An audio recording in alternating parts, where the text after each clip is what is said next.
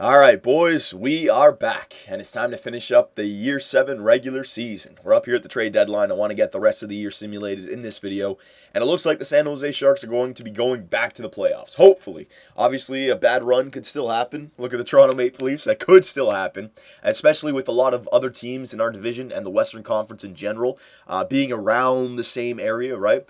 But I expect us to continue to win and beat some of those teams that we're competing with. So I'm not going to be making any trades here at the trade deadline. I like the lines the way they are. I know the last video, the first part of it got cut off, so I'll try to just get you guys caught up on anything that I may have changed. After the 7-8-1 start, I decided to go ahead and make some line changes. So this is what we got right now. This is basically been the team the whole year. After that, after the first video where we went 7-8-1, the last video I made these changes at the beginning of the video and never looked back. Okay, so we got Reed Boucher alongside of Logan and Brendan Gallagher, and Logan has actually been playing pretty good ever since two things that have happened. I don't know if it's been one of them or a combination, but Reed Boucher being put up on this first line has helped out Logan, and also power play, moving Logan onto the wing and moving Michael DeCall up into the middle, that might have helped out Logan as well. Either way, we got Logan Couture scoring, which is good news. All right, second line, we moved Kirby Reichel down to the third line because Kyle Palmieri was 84 overall. I thought I'd move him up, okay, and Palmieri, DeCall, and Kucherov. Then the third line, Yurko, Terrell, and Reichel. I decided to go with Yurko. He was going to be somebody that I was thinking of trading at the trade deadline, but with our third line of Brendan Lemieux and Stefan Sundin, it just didn't work out for us. So I decided to go with the higher up number, and he's actually got a pretty good defensive stat. For a sniper, you don't usually see that with snipers, but his defensive awareness is still 87. So he's decent, he's got a really good shot for the third line, and then the fourth line, same thing, okay? Defensively, I decided to take Merrill off the first line, go back with Shattenkirk and Carlson, Honka and Merrill on the second line. All right, and anything else? I think penalty kill. Yeah, penalty kill. I also went with our best players: Logan, DeCall, Reichel, and Gallagher. And in the last video, yeah, Shirley's in there. In the last video, I was showing you the. Hang on, let me just bring this up quickly. Our penalty kill was looking really bad, right? And I said that it wasn't that bad.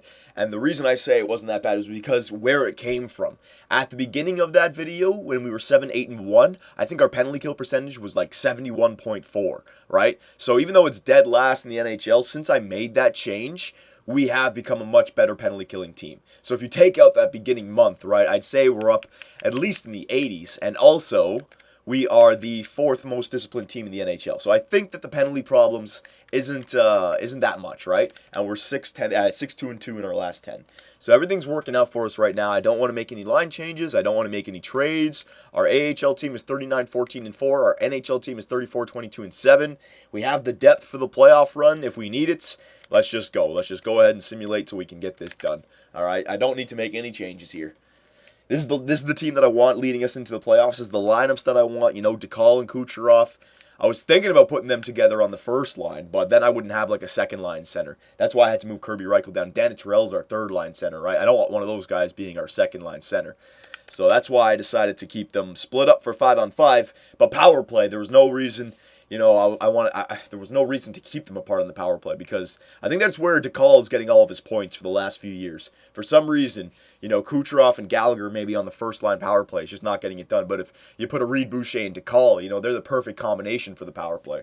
So maybe, for the last 2 years, the second line, our second unit, has been the best power play line, and that's hurt Logan Couture.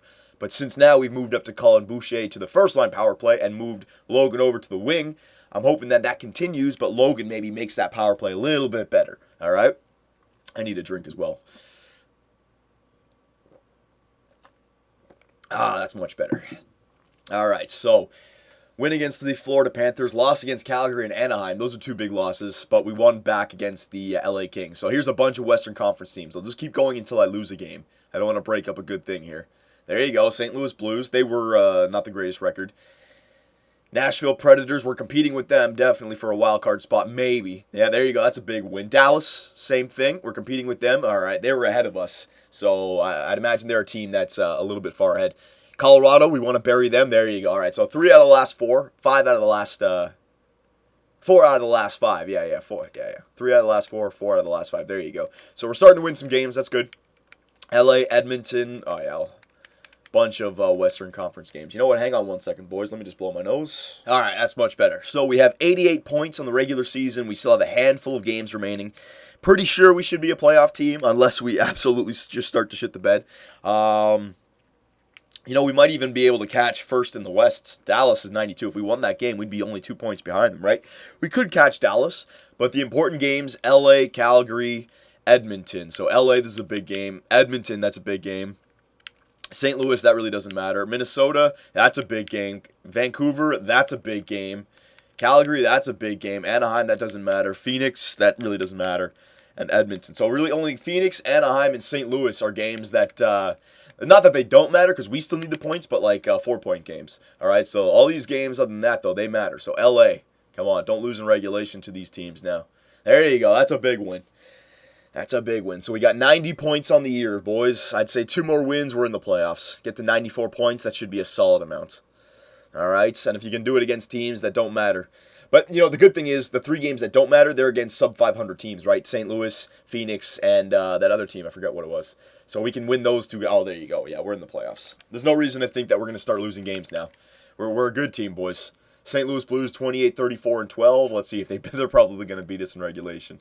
No, we lost in overtime. So there's another point. 91 points. Or no, it's 93 points now, yeah. 93 points. 1 more point, boys. We should be in the playoffs. Minnesota Wilds. Ooh, okay.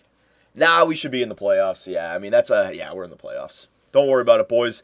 The San Jose Sharks, after the shaky start, are back in the playoffs, for sure. They're going to be able to see if they can progress on last year's failures. Oh, if I talk too soon, there's 2 regulation losses in a row. Come on now. Don't start this with me.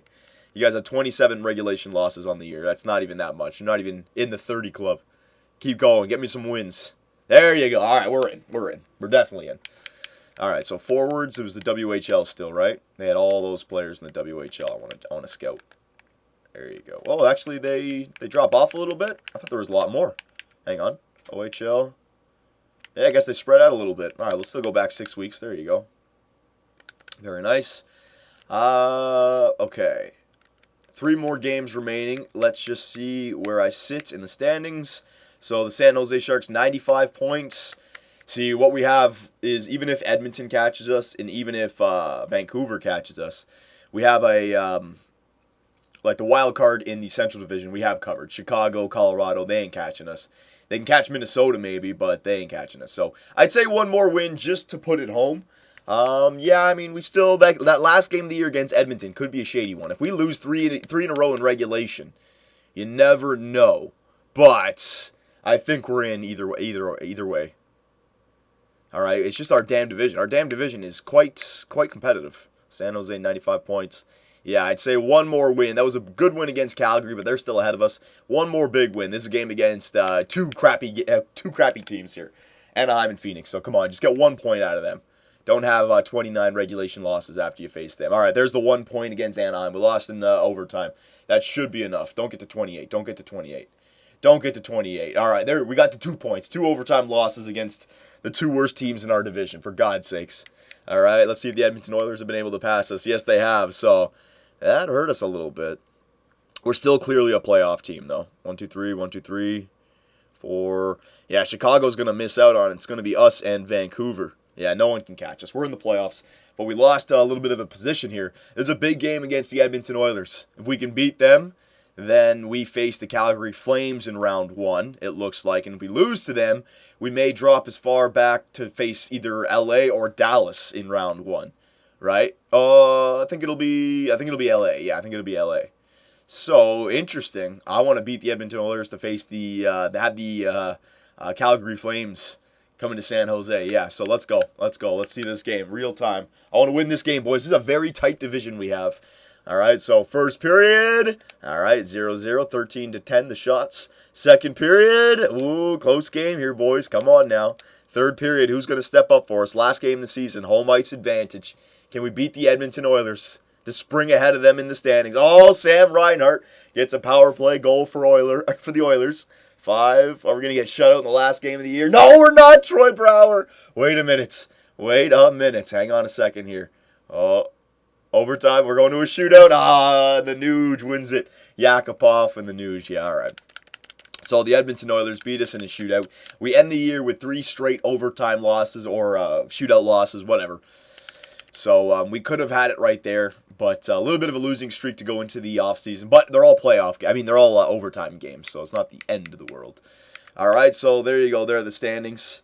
Damn, man, we would have been able to, we would have been able to pass the Calgary Flames as well, move up to second. That hurts us, but we're still in the playoffs. We're well in the playoffs. Don't worry. Don't have to worry about anything here. So let's simulate ahead here until the NHL playoffs just to see who we're up against.